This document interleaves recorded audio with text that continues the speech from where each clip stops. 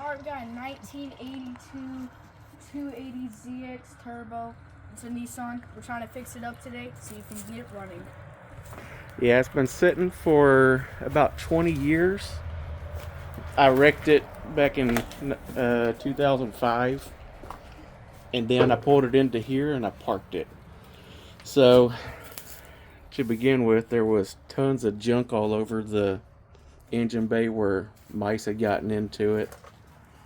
We got quite a few little spots like the vacuum lines right here. We got the ignition coil. They chewed up everything to it. We got most of it cleaned up right now. It's a lot better than it was before, but still got quite a ways to go with all of it. They even chewed up on the radiator hose and in the battery.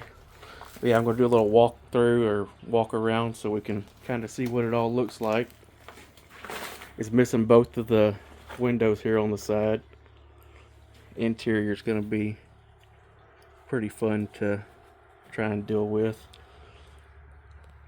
The control arm back here, or the trailing arm, whatever you want to call it, it's bent, so the wheel had quite a bit of camber from whenever I hit the tree.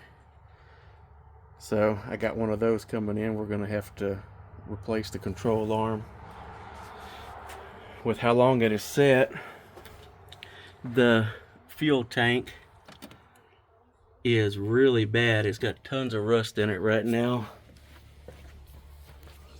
Here's the sanding unit.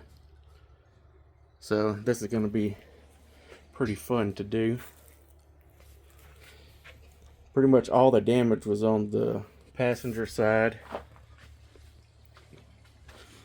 Driver's side, I want to come around to it. Kinda see that for the most part the driver's side is pretty good, besides that mirror there. But yeah, it's going to be an ongoing project, and the main thing we're going to be doing today is trying to drain the rest of the tank out, and then we're going to see if we can get some vinegar in the tank, and we're going to start cleaning that up and see if we can get everything cleared out on it, or if we have to buy another tank. Alright, so now here we are with the pump in, draining out the tank.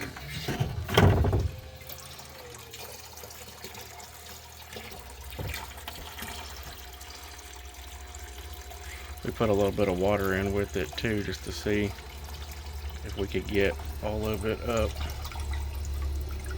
to a level to use a siphon, and it wasn't working very well.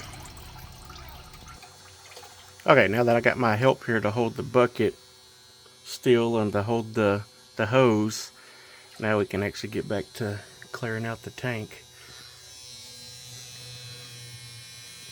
Really nasty in there. So what we're going to try and do is we're going to try and get some vinegar and mix vinegar and water in, and we're going to see if we can let that vinegar sit in here for a couple of days and see if maybe it'll eat all the rust away from the tank.